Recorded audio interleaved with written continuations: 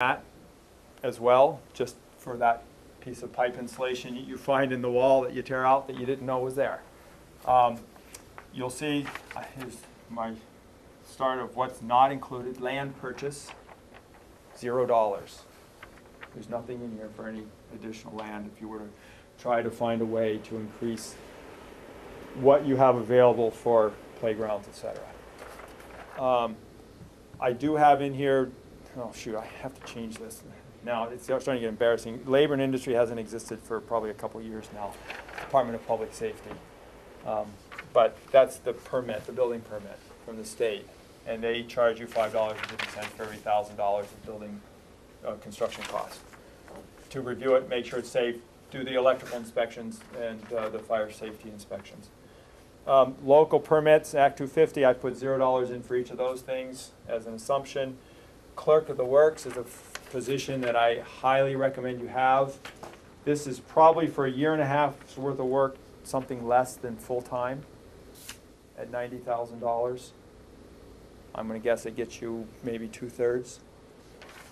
It also depends on who you get to do that. There may be someone right here in town who's retired engineer or retired construction manager. Are you going to retire anytime soon? No, no, might be a little while. That wants to do this and can do this, you know, and is highly qualified to do it, but willing to just kind of do it because it keeps them busy and they like doing it.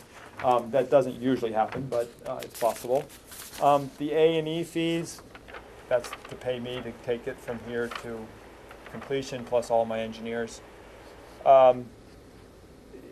The lead or the asbestos consultant, asbestos monitoring, those are numbers I've also gotten from Chris as a little bit of a contingency, but basically what he said he would charge to do this, to put out the drawings to get the asbestos abated. And to do the air testing afterwards to make sure that the air is clean enough to send people back in. Testing services, that's a really small number here. That's to make sure the concrete is the right strength or the compaction of the soil is right. Because we have almost none of it necessary because we have almost no concrete work and we have almost no site work here. So commissioning, performance verification, this is a brand new system, heating system. I think that you should at least do kind of what I would call a minimal commissioning work on this to make sure that that system is operating exactly like the engineer wants it to. You can spend an awful lot more than this on commissioning if you wanted to hire that person right away and they be involved throughout the entire design process. Surveying, we may need to do a little bit to get a little bit of grading out there. I don't think we've really gotten any of that. That's a negligible cost. You can notice also these asterisks on there, which I say indicates budget items to be finalized and determined by the owner. These are suggestions by me. They're numbers I've plugged in based on my experience to be able to give you a budget to work from. You know, if you knew, for example, that it's really expensive to advertise in a local paper, you might want to bump that budget up. But I did put $10,000 in there for moving and storage expenses. And that may, I don't know. You know, there's where when you guys should really think about how much you're going to be moving back and forth, whether you're going to want to rent trailers and park them up somewhere and put that in, and whether that budget is enough for that or not. I don't know. You know, interim financing, that doesn't really matter because you're not getting any state construction aid, so the cost of borrowing that money until you get the state construction aid is moot. Builder's risk insurance, because you have an existing building, I recommend that you carry that insurance as a rider on your existing policy because it tends to be cheaper than you paying the contractor to carry a whole separate policy. Then there's reimbursable expenses, you know, printing, phone, travel, mileage, whatever. I just don't like to not put that in there and then you get surprised later that I'm charging you for those things. On the interim financing, yes, showing zero, excuse me, what is the assumption that you issue a bond up front for some portion of the project? Typically, now I'm getting back kind of, this is the way it used to be done, and because the state has no money, you don't do it this way anymore. You pass a bond vote to get approval for 100% of the funding. The state is offering, typically in the past, 30% construction aid. Now, they don't pay that until you're finished. In reality, they would pay half of it up front and half of it at the very end of the project. So the contractor wants paid when the work is done. That's fair. So you're gonna have to spend that portion of the money before you have it from the state. So you sometimes have to borrow that money against the promise, and it's usually really, you can get good rates on it because municipalities are pretty safe bets around Vermont. The other thing is that sometimes most schools would go through the state bond bank, and they only sell bonds, Chris, once a year, maybe twice, I think once. I am not a specialist in Not a bonds, specialist, but but I anyway, do have a little you bit of can't just go in there information. and say, I want to sell these bonds. They have certain times a year, and I think it's just once. So your first expense is going to be to me, because I'm going to do 75% of my work before you even have the drawings ready. So you need to pay me, you need to have some money to do some of this work. So you have to borrow some money in anticipation of getting or selling those bonds. And borrowing money always has a cost. So that's what that line is for. In your case, you may have some of that in that case, but it would be relatively small amounts. Mm. You know, my fees are, I think, less than 8% on this, so. Yeah, I would presume there probably would be something in here. What about the demolition removal if we're taking out the stairs and the concrete and? That's all in the cost estimate, of the construction cost. And then the last line on here is something that you as an owner should think carefully about. Furniture, phone systems, equipment, you know, and we've always in the past pulled these out because the things that aren't fastened into the building were not eligible for state construction aid. So we wanted to pull those out because you're paying full fare on those as opposed to what the Ed department was reimbursing you. You need to be careful with this because, especially things like computers, one wonders how many computers you really want to buy with this 20 or 30-year bond on a computer that's going to be out of date and obsolete in 3 or 5 years. You may not want to include much of that in this proposal. Furniture, on the other hand, it might make a lot more sense because you would expect some of those desks to last until you need to do something. So, and again, these are just wild numbers. And I don't mind saying that in front of the camera either. You know, I don't know how much of the stuff you want to keep and how much of the stuff you want to replace. I mean, you know, I look at these tables, these look fine. I don't see why you'd have to buy any new tables for the library. You probably have some classrooms that are ready to have some new desks. Chris, And- roughly what did we spend in the elementary project? On furniture. Furnishings. Because you did that out $10,000 of sort budget one year. jumps into my head. Yeah. Well, it was another one of those things that wasn't in the budget. Right. And they got to the end, it was, oh my God, we need all this stuff. Not here, we're going to talk about it I here. like that. The other thing, which is for phone systems, there's some options coming up with high-speed internet that may actually make it so Right. there wouldn't be a cost for a phone Right. Of system. course, as I said earlier, that's the one system in the building that we're assuming that we can reuse Yeah. parts of. Yeah. When you look at this and turn to that second page that I gave you, one interesting thing to note, if you look on lines, I'm going to point here, right in here where 15.3 and 16,000, these last 3 lines, and add those up. It's amazing how close those 3 lines, the mechanical, the electrical, and the sprinkler systems, come to being 50% of that $8 million total.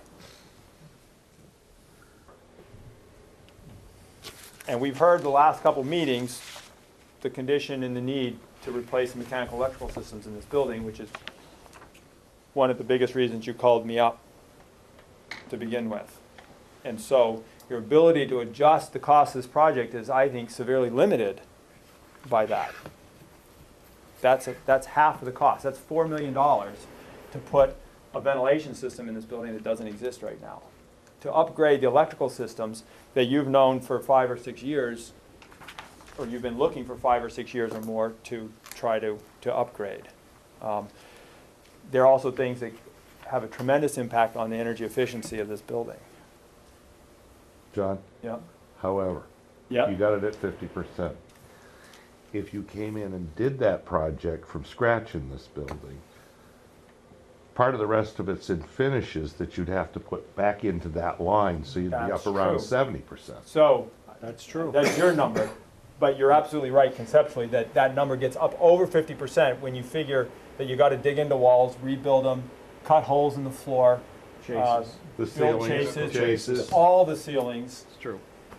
So Exactly. you're more than Right, 50%. that's right. Yeah, It might be 60 to Exactly. 70. I just want you to point that out. that That's You it's know, absolutely true. You I was can't, you going- can't say, take 50% away from this project and do the bare minimum You for, can't. for $4 No, million you- bucks. you Because can't. it isn't gonna happen. That's got- right. You've got finishes. It's a very good point. Right. Put So- your head Add-on. together Yeah. I think what's been known all along, and we've all read it in the numerous documents that were prepared in the past, you've got a great building here, it's strong as an ox. They don't build them like this anymore. You need mechanical and electrical systems. If you put those in, you've got a building that you couldn't come close to building Right. for I mean, that's the 50 other million thing bucks.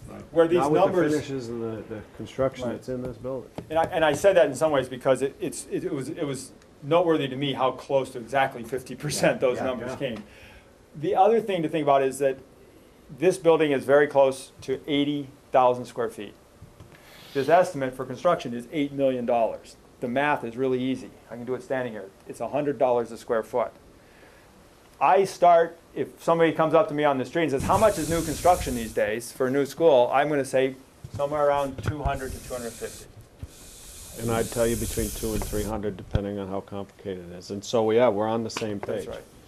Yeah, we might start at 300, but it always comes down. Oh, yeah, it's somewhere 250 is probably, you So know. we're already looking at, I think, a pretty efficient project here, just by looking at it that way. When you think that, and that half of that or more, but half of it is just the mechanical electrical systems, not even the architectural work that has to go with it. So we're doing $50 a square foot of non-mechanical stuff, I mean electrical stuff. And out of that comes the site work, which I would normally exclude from that dollar per square foot cost. It's also important to note that $250 a square foot of new construction today is nowhere near the level of this construction, which is 80 years old. They don't build them like these anymore. You can't afford to build them like this anymore with this kind of an envelope and this kind of shell. Right. John, while we're on You the, just can't. the That'd be subject, $700 a square foot. we talked about the adding on to the high school last meeting we had. Yes.